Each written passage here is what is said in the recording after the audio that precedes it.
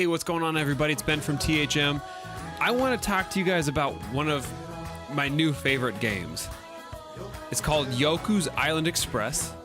And recently I'd seen it popping up on Reddit a bunch. People were talking about how much they love this game. I looked at the trailer, I looked at the screenshots, and I didn't really get it just by looking at it. So the developer was cool enough to send us over a code to check the game out. And I couldn't believe how much I liked this game. It seemed like such a strange mashup. It seemed like a metroidvania game, maybe a little bit like Ori and the Blind Forest meets pinball. And that's a combination I had never thought of, and it didn't even really occur to me until I was playing it how great it was. This game, it's totally fresh and original. It's a genre that I love, with pinball. Now, I've messed around on some pinball games before, and they're fun for a little while, and then they kind of wear off. But by putting these two types of gameplay together, it created something totally fresh and original. So I just wanted to talk to you guys and show you this game. So you play this little beetle named Yoku, and he's arrived on this island, and I guess he's going to be the new postmaster. He's going to deliver all the mail to the island's residents. But when he gets there, he finds out that there's been an evil monster lurking and attacking and threatening the safety of the whole island. So you, this little beetle guy, get to bounce around the island and have to save everybody and also deliver the mail because you got a job to do. Obviously, what makes this game is the gameplay. This game really just wants you exploring the island and pinballing around, collecting fruits, unlocking secrets, getting chests, leveling up, getting your abilities. And it's a very lean game. It's not very long. I think I've put about 5 or 6 hours into it, and I got through the main storyline.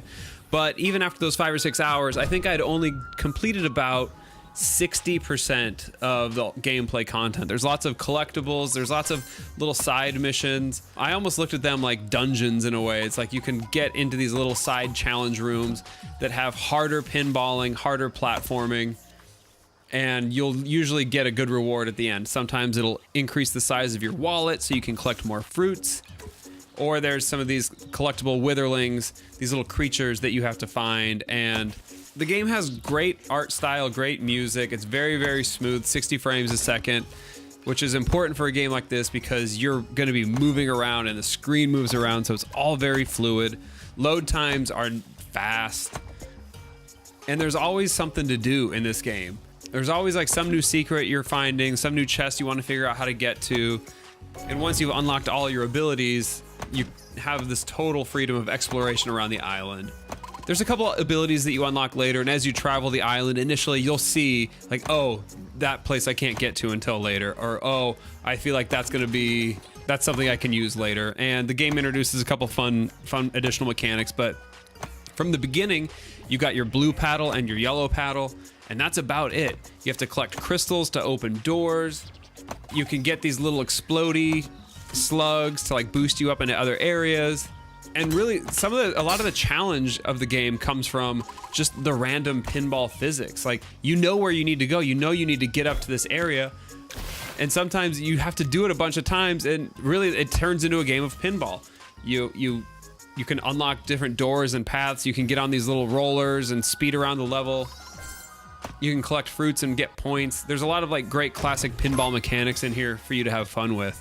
And so the game's challenge really comes from just mastering the pinball physics of it, which I think is like any good pinball game. Once you learn what makes it click, that's when it becomes a lot of fun. And so this game is a lot of fun to go back and retry some areas that you couldn't do in the beginning, because you do get better at this game. You do learn how the ball bounces. You do learn the right time to hit the paddles.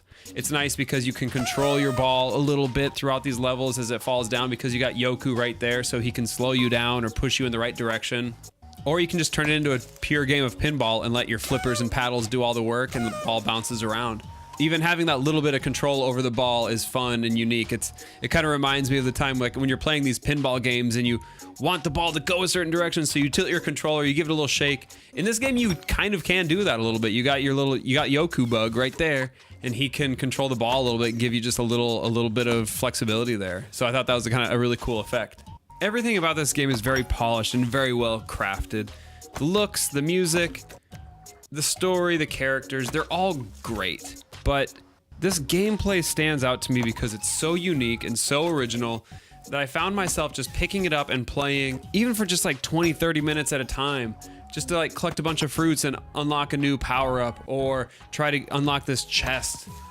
There's always something to do, and it's a great pick up and play game, which is why I really liked it handheld. It's nice on TV too, because you get to really appreciate the art, and the music sounds great through the bigger speakers, but this is really a great pick up and play game that sometimes I'd find myself just picking it up, intending to play for 20 minutes, and, you know, an hour or 2 hours would go by. It's pretty clear that I loved this game, and I would highly recommend it to anybody who loves these exploration games, these Metroidvania games, and I think it's worth it just for anybody who wants a new gameplay experience. Because, let's be honest, like Metroidvania platformers, 2D indie games on the Switch, there's no shortage of them right now. The whole store is kind of just getting bogged down with all of these, and this is one of those games that could easily get lost in the shuffle. So I really just wanted to make this video to bring some attention and show you guys what it's all about, because it's a game that I feel like deserves to be bigger than it is. It deserves to be one of those Celestes. It deserves to be one of those like hot breakout indie games. It initially didn't grab my attention because this seems like something we've seen so much, and I didn't really understand the mashup. But once it all comes together and you're in this world, it just clicks, and it's so addicting, and it's so much fun, and it's a very chill game. So if you guys are looking for something new to play, if you're looking for a new gameplay experience, check this one out. Check out Yoku's Island Express. It's a fun, challenging game, very unique, very special. So I hope you guys like it. Thanks for watching. Thanks for checking out this video.